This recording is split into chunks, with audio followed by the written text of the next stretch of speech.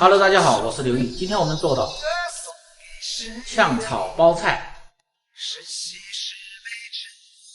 选择这种包的比较松的这种圆白菜，吃着口感才脆嫩。把圆白菜切开，然后去掉老根儿，把这里边有嫩芯儿掰一下子。做炝炒圆白菜最好是用手和掰，块儿掰的大小均匀。如果有这种老梗的就不要用。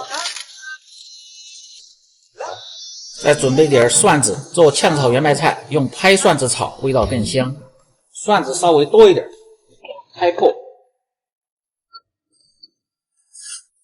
再放入少许的干辣椒，少许的花椒粒儿，再切少许的五花肉片，炒圆白菜味道更香。准备好，开炒。把锅烧干，用色拉油滑下锅，放入炒热后干锅，热锅凉油。油热先下入五花肉片炒香，炒出油脂，肉片炒香，下入拍蒜子，炒出香味。拍蒜子炒到微黄，下入花椒辣椒，继续煸炒，把花椒辣椒炒出香味，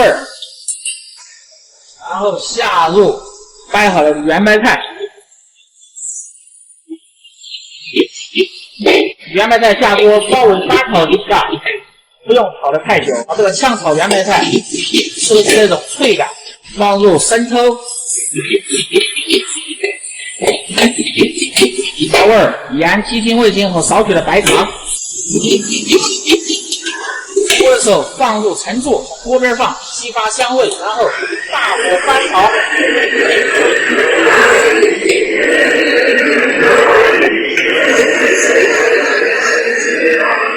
好，换火，放入盘中。炝炒圆白菜就炒好了。做这个菜一定要急火快炒，炒出来的圆白菜吃到口感就是脆嫩爽口，而且在出锅的时候一定要放入少许的醋，这样吃的味道更香。如果你每天不知道吃什么做什么的，就关注我，美食每天更新。今天的视频到这里了。我是刘毅，每天为大家分享简单好做有用的家常菜视频。